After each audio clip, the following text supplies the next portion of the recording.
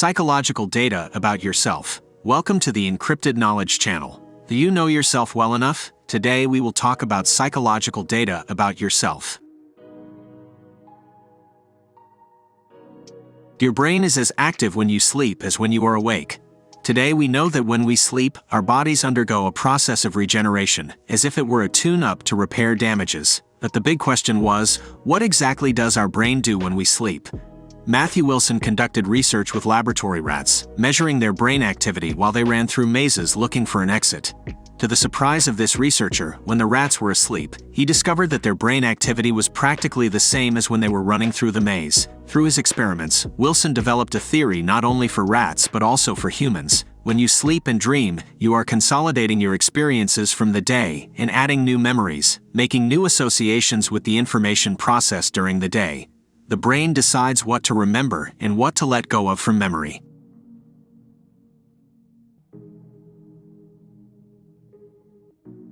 People who trust others are happier. If you want to know if a person is truly happy, try measuring their level of trust in others. According to researcher Eric Weiner, it is a measure that never fails. This researcher traveled the world in search of answers about happiness, finding that Iceland ranked highest in happiness, while Saudi Arabia ranked lowest. If people trust their family and friends, justice, and their government, happiness is served.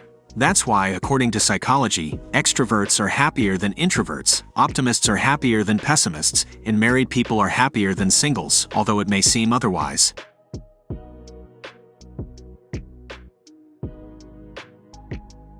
People are happier when they are busy and face challenges. While most people may think they desire tranquility rather than challenges, the truth is that the lack of challenges in life leads to immense unhappiness.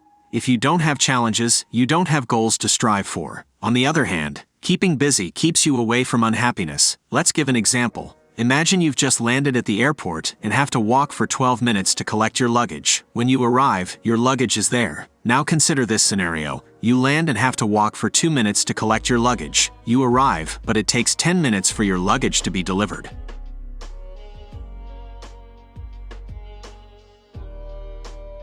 The average time to form a habit is 66 days. We can develop new habits and discard old ones. Suppose you want to cultivate the habit of reading every day, exercising, starting to wake up earlier, or stop wasting so much time on Facebook. In other words, acquiring a habit means wanting to become more disciplined. And discipline generally comes by behaving as if you were already disciplined until one day that habit becomes part of you. According to researcher Philippa Lally, people who want to change eating habits, dieting, quit smoking or drinking, on average, need 12 weeks. However, it's easier to include a new habit than to get rid of an old one. In fact, when it comes to abandoning an old habit, most people fail to realize that as a general rule, when you give up the old habit, you need to include a new habit to replace it.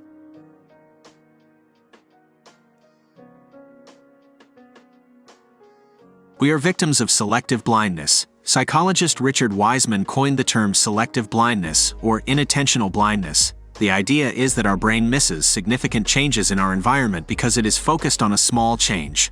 Take a look at this short video to better understand what we mean.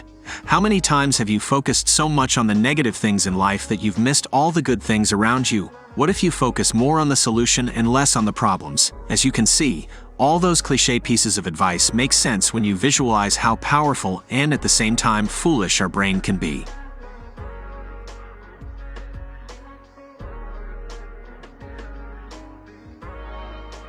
Our memories can be altered by events that occur after the memory. Our memories are not fixed, at least not in the way they are perceived. When we remember an event or occurrence, our brain visualizes it as if it were a movie, but that movie can change over time. It's not that we are altering the past, it's much simpler than that. For example, if you attend a wedding, over the years, you may remember the attendees, how the guests were dressed, who you spoke to, who spent more time with you, and even who you liked or didn't like. Are these memories fixed? You can bet they're not. Those details change each time you recall the event as time goes by. Memories can be altered by events that occur after that event. For example, a cousin or close friend whom you remember as someone who made you laugh during the wedding. But over the years, that cousin or friend let you down and showed their true colors. Now when you think of that wedding memory, your perception of your cousin has changed, and those good moments you shared with them during the ceremony, over the years and subsequent events, are now remembered as the clown of a cousin who told bad jokes and was also drunk.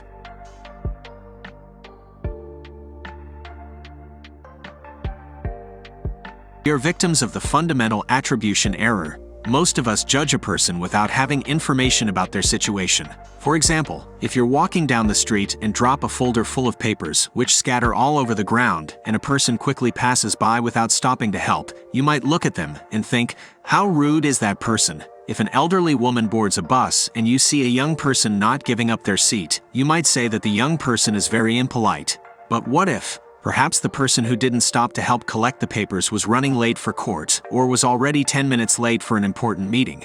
Maybe the young person who didn't give up their seat had just been discharged from the hospital after knee surgery.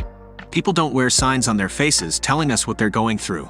A serious and curt person in public may have lost a family member the night before, and a persistent salesperson who annoys you while trying to sell you something may be on the verge of being evicted from their home if they don't meet their sales target. That's why, regardless of how others are, our role is always to give our best, be kind, and offer our smile. And above all, not to waste time judging people we don't know. And that's all for now. We hope you enjoyed this video. Please subscribe and give us a thumbs up.